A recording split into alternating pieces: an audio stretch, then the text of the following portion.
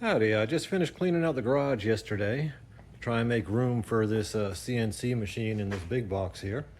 Just give you a quick look around here. You notice the top of that filing cabinet is now organized. Removed the shelves that I had there that I was doing a lot of storage on, taking up a lot of space, and using that old milk crate filing cabinet thingy there. Got some sandbags set up, so hopefully I don't get flooded out here when it downpours anymore. This thing's probably going to end up living underneath Ron here. On this table here, because all I really have on it is a vise. I can move that. That table ain't level, so I'm going to have to do something with it, but that's just work table from a long time ago. So I'm guessing this corner is where it's going to live. So what I'm going to do is I'm going to get all the shit out of the box, and I'm not going to bother filming that because I'm sure that'd be a waste of your time watching and a waste of my time filming it. So I'll come back when everything's out of the box and we'll try and put this thing together. All right, I got this thing unboxed. The footprint on this, you're looking at 27 inches wide and about 26 inches deep. That's including this little nub here on the back. This is what came in the box.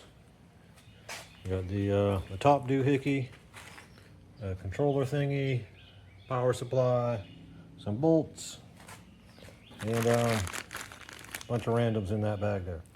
So these are the only instructions that I have. They claim it only takes about 10 minutes to put together, and we'll see if I'm smart enough to do this in 10 minutes here. So this is a Wizmaker Artisan Pro Engineering. I don't think they understand Wizmaker in Chinese. Personally, Canada Dry is my Wizmaker. Also, coffee is one of my Wizmakers. I have a lot of different Wizmakers, but this is the first one that is on a table. So let's see if we can figure out how to put this thing together. I am not going to be using this to build anything today because I'm still figuring that part out. I will be smoking during this video. If that offends you, I am sorry, but from reading fine print Chinese instructions, I'm smoking a damn cigarette. While I've been waiting to set this thing up, I have a Linux CNC operating system installed on a laptop. I'm trying to figure that out. Let's see here. Getting to know. Safety, who gives a crap about safety? Getting to know. Installation. Holy crap, this shit's small. You got all this paper, they gotta freaking do this thing in micro text. As shown in the figure below, place the X-axis assembly horizontally in the base slot. I guess that's this thing. I guess it's going in there. Okay. I guess it goes towards the back.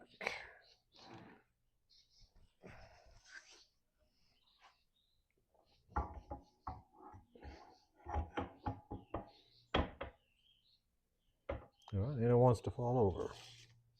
After aligning, screw in the M5X8 screws. It is back heavy, so apparently it's going to fall over when you try and do this. Let's put this thing back down and find them screws. Yeah, let's see if I can get a screw in here so I can not have to hold it the whole time.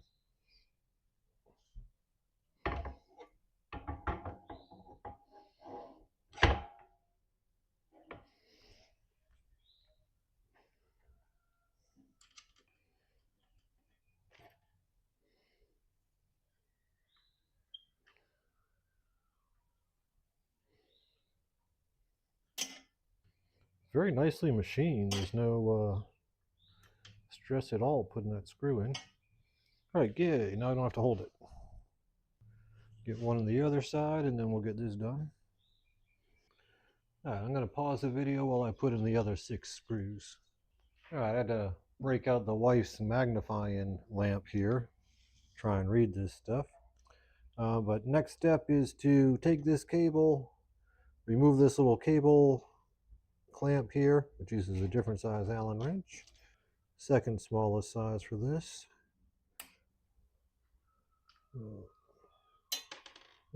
Very small screw. Run this through the little clamp and connect it to here. Looks like that's the right way. Okay, and then reconnect the cable clamp. Easy enough. 4.1. As shown in the figure below, use the 3 M3X6 screws to secure the tank track to the bracket. Okay, so we're going along the back. Spin this thing. So I guess we are securing this thusly. Got holes here, holes here. Secure the tank track to the bracket. So do this one first according to the instructions. The instructions are actually pretty good. They're just so freaking small. So if you're listening, Wizmaker, Americans got old eyes, some of us, and large font would be appreciated. And these use the smallest Allen wrench. And this gap here, it is open right to the bottom, so if I do drop a screw, I should be able to find it. And get these cables out of the way, wires out of the way. Now I got one of the screws in. This side's hard because you got to fight through the wires. Actually, it ain't bad once you get the first one in. But build quality does seem rather good on this. I mean, it's heavy as hell. I mean, just this cross beam here is, I mean, it's machined.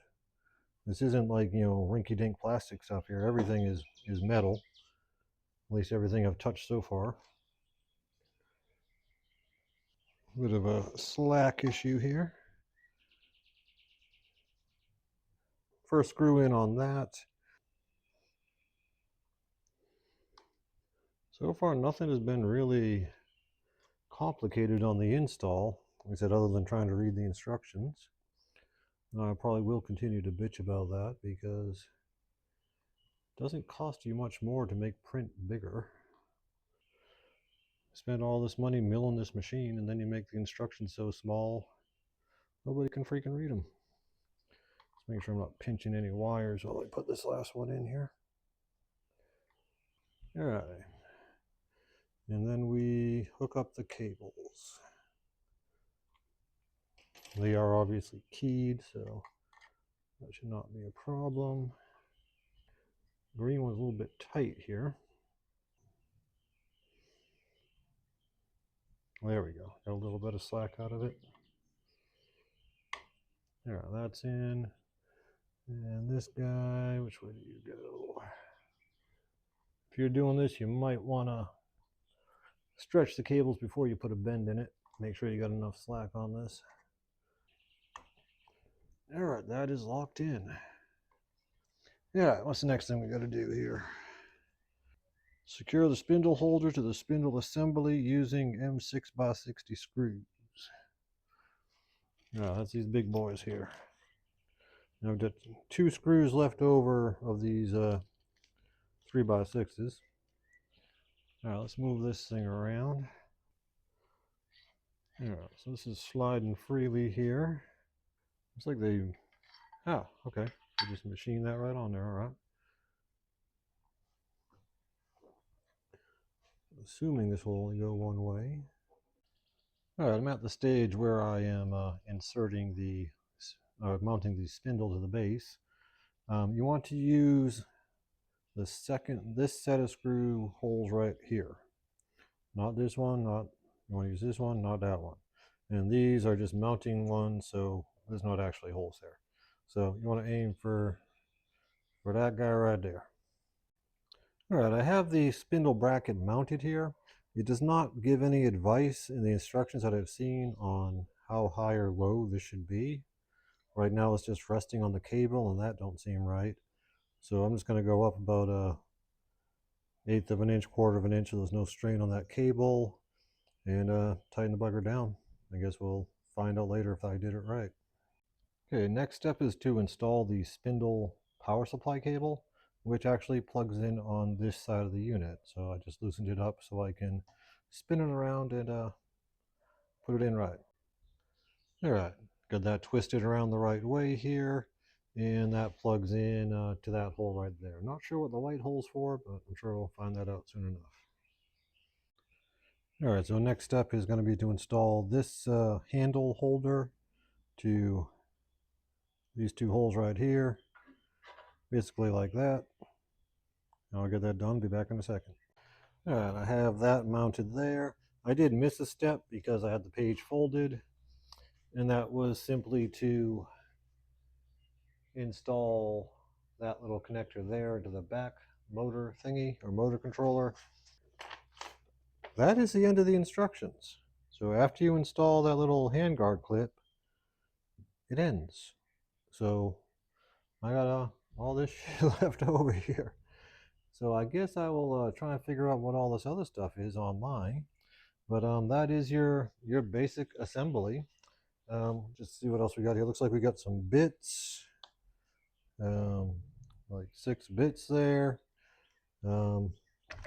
I believe those screws are for these clamps.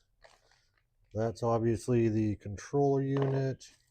Looks like a little HDMI cable, which I'm assuming, yep, which connects into that controller unit. I have no freaking clue what the hell this is here. All right, we'll figure that out. And looks like I've got this little USB stick. So I got my power supply over there. Assuming that's a spindle wrench. Got a little paintbrush and a USB-C to regular USB cable. It is pretty much assembled, and now I can get it off my table and start working on my builds again, which is the main reason why I did this video. Well, this thing apparently it's got a little light up here too, which I guess would be handy. All right, just want to give you a quick look at the control settings here. There is a more OK and less OK button. Yeah, got to read the manual. And on your control panel, you have a space for USB drive, power, control signal, tool setter. Now that is the tool setter, because I actually read the other side of this thing here. I have to figure out what that does. And there's also an air assist. Apparently that's an option. Control signal 0 to 10. I guess that's just for hardwiring or something. And hook up to the computer and emergency stop. And there is a magnet on the back of here, so it sticks to that little plate. Zoom back here so you can see the whole doohickey. Get this thing out of my way so I can start building. And still have to make it some space over there because it's bigger than I thought it was going to be. All right, so it's all assembled and it's now in its spot. I don't even need to move the vise because it still spins freely. So it'll sit there until I figure out how to use it. And as a bonus for WIZMAKER, I even came up with a marketing slogan for them. I think it's perfect. All right, I'm never going to get another free product again, probably. But all right, I'll be back with something else soon enough. Y'all take care.